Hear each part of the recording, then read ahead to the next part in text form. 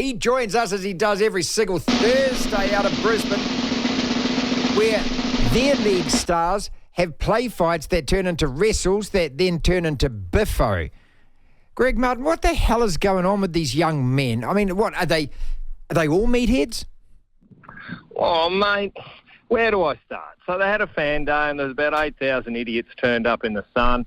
And actually, I saw some of the footage. They were a bit rude to them because, players don't really want to be bothered with fans and stuff. And then they all went and got on the grog, and only one of them, if they're at their fittest, and this is the weekend before NRL starts is usually the most possibility that a rugby league player will get arrested because they're really fit and they have a weekend off, blow off steam, they have 2 beers and they all fall over. So it's a real danger. But and listen, the most embarrassing thing is that Pat Carrigan, an Origin front rower, was able to be pushed around by a little old halfback who's 34 years of age. That's probably what needs investigating here. What's going on? So you guys aren't serious, are you? Because I, as an old-school footballer, if there were cameras, we would have lasted probably 3 days. No, totally. Yeah, that's it. Yeah. Tim Horan would never have been Tim Horan, mate. He would have been arrested and Timaru and be in jail for trying to destroy them. Don't ever tell him that I've told you that, mate. I know. Hey, Melbourne Rebels' second topic, lost 20 million in the hole. They're going to lose another 4 or 5 this year. They've just laid off 10 admin staff. I hate it when people lose their jobs in any industry. The coach and the players are now being put on 4-month contracts, which last till the end of the competition. Yesterday at the big rah-rah launch, all the cheeseheads were sitting around saying, oh, no, a 12-team competition. Mate, what is their future apart from bleak? Well, nothing. The future is nil because they were some of the richest people in Melbourne were funding them. Now some of them are going to lose their house, they reckon. They've got to put up, all the directors have got to cover that $20 million and some of them will be putting their homes on the line. And that's what it means to be a director. Some people forget that. So they're in trouble. They won't get anyone. Mate, they're Gonski. But the reality is, do we really need 5 teams in Australia? No, you don't. And the answer is no. We need 3 at the absolute maximum. We were at our best when there was 2. Fair enough, and the Brumbies joined. That's all we need. We need 3 teams. However they can want to configure that, do that, because that's all the players we've got. It was shown again. I've been saying it for years. We don't have the cattle.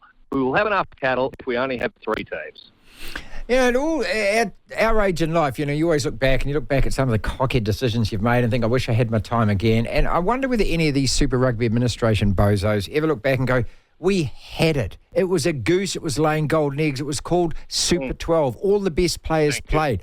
And Greg and I keep looking back at these television ads that were made for the competition, late 90s, 2000s, and all of the All Black stars feature in those ads. You can't do that anymore because none of them are here.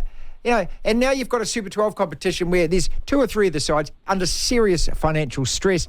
They can't find a CEO for the organisation. They're putting people on, week by week. I mean, I don't know, mate. I actually fear for it, but I fear more that those in charge.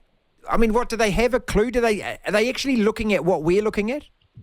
Yeah, well, look, they can't be that stupid. They've risen to those positions because they've got some intelligence. They're just telling lies and saying, no, this will work. The reality is, the Australians who are overseas, there'd be 2 Wallaby teams who are overseas who could beat our Wallaby team that plays here in Australia.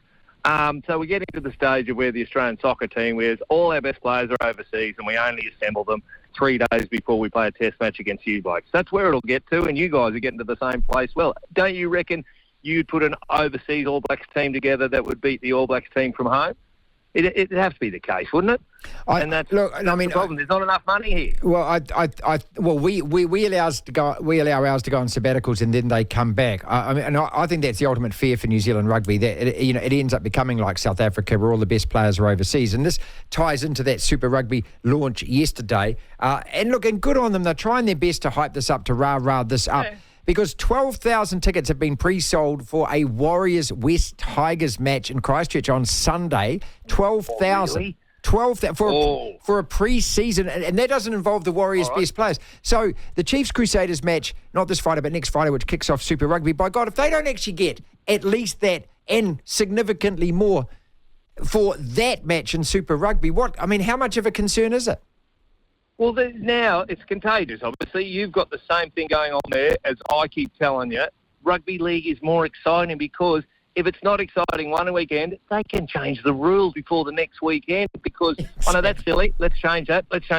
Whereas we've got those 10 boffins sitting there in Dublin who are running World Rugby going, oh, no, everything's fine over here. Well, it's not fine down here. It's fine everywhere else in the world.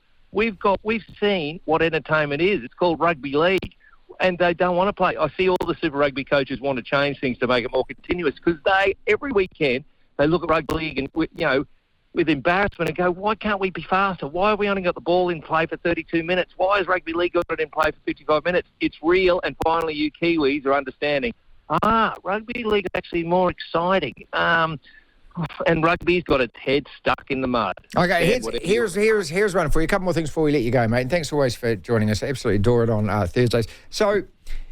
And I was just chatting to Rob Penny before, and we're going to have him on the program, New Crusaders coach, damn good rugby man, everything. And I was just saying, can you please clarify the All Blacks rules with us? And he says, okay, so look, for the first couple of rounds, they're only allowed to play 40 minutes. I said, is it still that ridiculous thing that they can play 5 matches, they're not allowed to play 5 full matches, and they've got to have a rest? He said, well, Razor's trying to change that. Okay, so the NRL's about to start in a couple of weeks, right? Can you imagine your Broncos side? You got Payne Haas, you got Carrigan. Those guys are only allowed to play 40 minutes for the first 2 weeks. Then after 5 rounds, they have to be rested. I mean, this is how stupid it is now, and this is how much player power has absolutely suffocated the sport.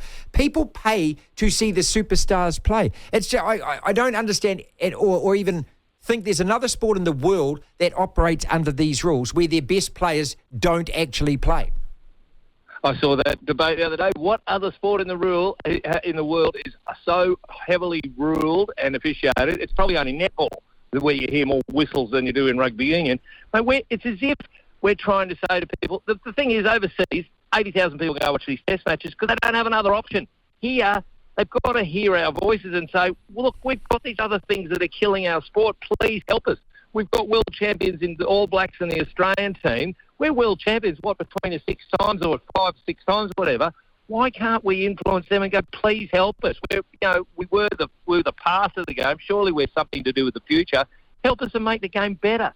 They don't care. Don't care, mate. They don't care about it. And do you know what's going to happen here with the administration? Like Mark Robinson, the CEO, mate, and this was him talking about, the reason that we can't play a test against Fiji in Fiji. Listen to this. Time frame lapsed in terms of being able to make that happen meant we drew back to 1 game, and then ultimately we thought the best thing to do for a variety of reasons was to take that offshore to the west coast of the States. What does that mean? What does that mean? For a variety of reasons. You heard him. Mate, you know that he'll be leaving his post and he'll get a nice cushy job at World Rugby and leave a shit pile of massive debt, no audience, and a competition that's going down the toilet. Let's finish with this. Hear that sound there? Listen closely. Hear that sound? No, what was it? That's the sound of Australian cricket sphincter tightening at the thought of coming over here and playing. Sorry. We don't care. Cricket finished yesterday. Cricket finished 2 days ago here. We don't care. When Australians leave our shores, it doesn't matter what goes on, mate. Give up. You're playing us in T20s, mate, and then 2 test matches. Have you checked the test match stats? Have you beaten us once out of the last 39 tests, or did I just make that up? No, I think, look, okay, we won in 2011, and before that was in 1993, so in the last 31. Yeah.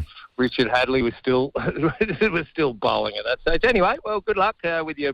We've moved on to the rugby season, Martin. Tell the cricket people to go away. Greg, thanks as always, mate. Greg Martin, Triple M out of Brisbane. Former Wallaby joins us live on the show every single Thursday. It is 1:30.